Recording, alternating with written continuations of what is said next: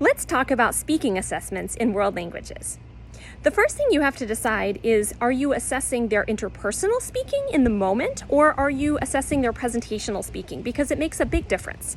If you're assessing their presentational speaking, then they have multiple opportunities, maybe to record or to draft what they're going to be saying. They might be talking from notes, hopefully not reading an entire script, but you don't know how many times they have written it, rewritten it, and practiced it, because that's presentational speaking. You have the opportunity to do that in the real world. However, the problem is that doesn't necessarily assess their interpersonal speaking. Interpersonal is what they're able to accomplish in the moment. They might not understand everything that's said, but do they have the skills to navigate the conversation?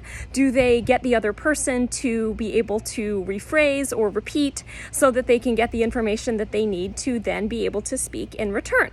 Now, you might be asking how to separate that from interpersonal listening.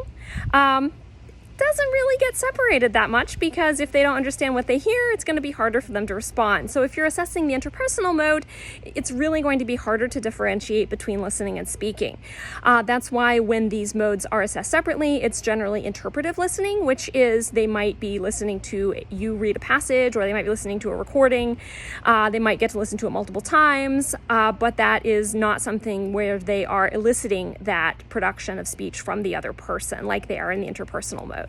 So in the interpersonal mode, it's really hard to assess speaking without listening also being part of that. That's why that's really a conversation. It's really tied together. But in the presentational mode, you can just assess their speaking without it being necessarily tied to their listening.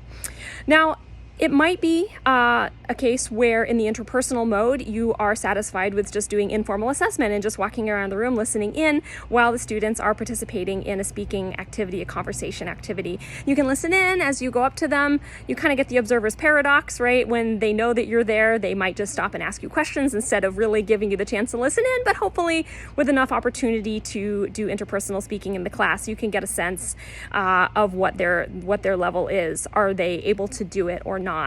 And if not, why? Maybe you can help them with some of the blockers as you go around the room and listen into the different groups. But if you need a more formal assessment of interpersonal speaking, then what you can do is you can have them have a conversation and tell them that they're not going to be using a piece of paper, they're not going to be writing it out, but they are maybe going to be doing some kind of a role play or a conversation about a topic that you are covering, where they are just in their normal roles of classmates asking each other questions. And then what you can do is you can have them put their hand up when they are ready for you to listen in. And then they can have that conversation again that they just had with their partner, and you can listen in and assess that using a rubric that you have previously shown them. Or maybe it can even be a rubric that the class has helped put together. We can cover rubrics in a future video. I hope that gives you some ideas on assessing interpersonal and presentational speaking.